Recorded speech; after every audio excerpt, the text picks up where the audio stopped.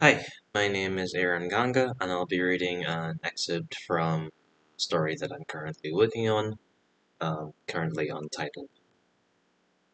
Chapter 2, Innocent Hearts, The Land of Akenya.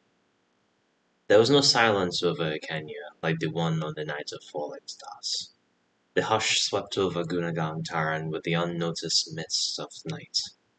Critters and creatures looked up, gazing solemnly, almost as if sensing the shift in the realms, almost as if awaiting raindrops to wash away their fear. And the rains did pass over the land, showering pelting mists upon the earth, bellowing as a great beast with booming roars and beating the land with arrows of white-hot bolts. They threatened waters to flood with a surge of power that would rise from the thrashing oceans upon the coast.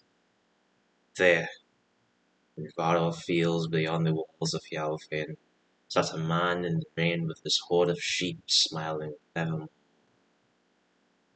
"Waters are warmer tonight, don't you think?" he said to a sheep, seated on the hillside of grazing and peace. A bolt of lightning struck among the clouds and lit the sky. "Breathe easy, my friends. Storm shall pass over us. That is much I do." In a moment of wondering and curiosity, he turned his head to the sky and thought of the night, and the shift in the land. And he thought, and he knew, and in what form it would come to him then, he would welcome it with peace. Near the town of Yalvain, nestled among the branches and covers of leaves, drowned beneath cacophonies of pattering, critters and creatures climbed out to enjoy the winds. They bathed their bodies. They soaked up all they could, shut their eyes to the touch of waters. For a moment alone, the world lived quietly in delightful, overjoyed refreshment. And when the rain finished, critters opened their eyes and gazed upon the sleeping town.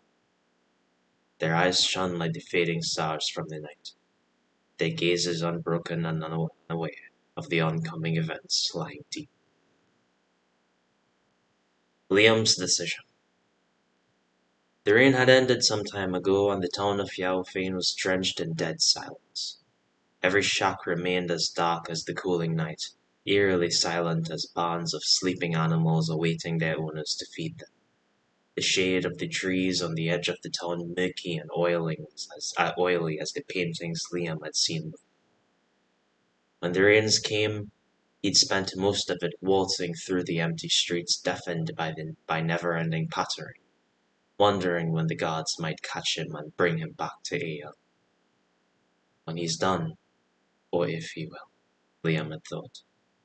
Ere went the memories storming through his mind, incessant as the droplets of hard-formed ice and stone battering upon his flesh from above.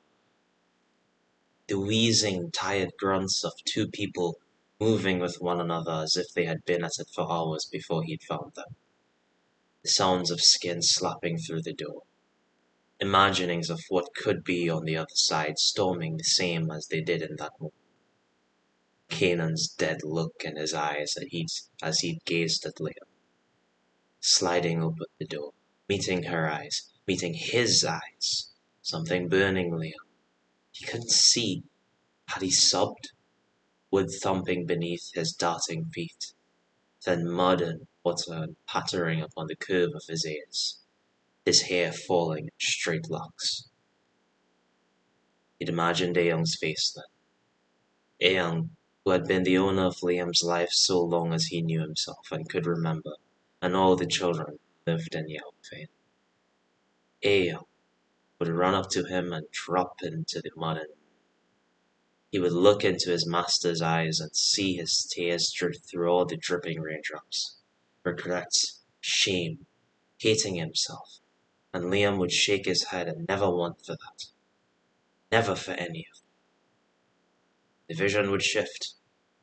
The rains would become bullets puncturing his flesh, creating bleeding wounds, oozing rivers, streams, oceans worth of blood from his body. Hands wrapped around Ael's neck with nails built sharp and long like evil knives, dragging across her master's tough flesh, leaving nary a scratch or wound in their wake.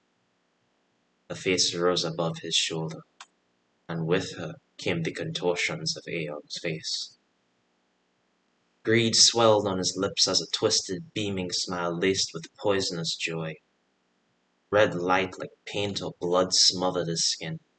Shadows became darker than black. His face stretched, and his skin stretched with it.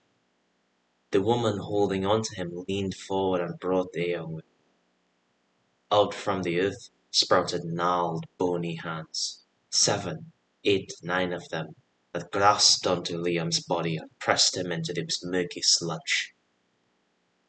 There they gazed upon him from on high, a mass of contorted flesh mending together simultaneously through blood and spirit, grinning evilly, dripping that poisonous joy Liam had seen earlier in their eyes. And now that the hands had gotten hold of him, he would never escape. There was no escape. Not from those hands.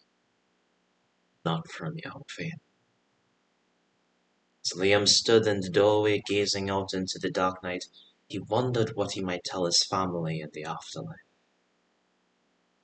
Often through his days Liam had overheard the adults whispering, murmuring, discussing the path of the one.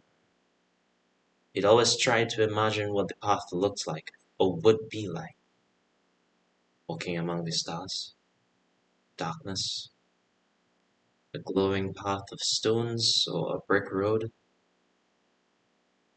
How many people would be there walking around him and his family? On some quiet days, rare as they came, his mind wandered among those thoughts, imagining all the possibilities there could be. I will see all of you there, in the path. To him, he had nothing more to say to them whilst still on earth.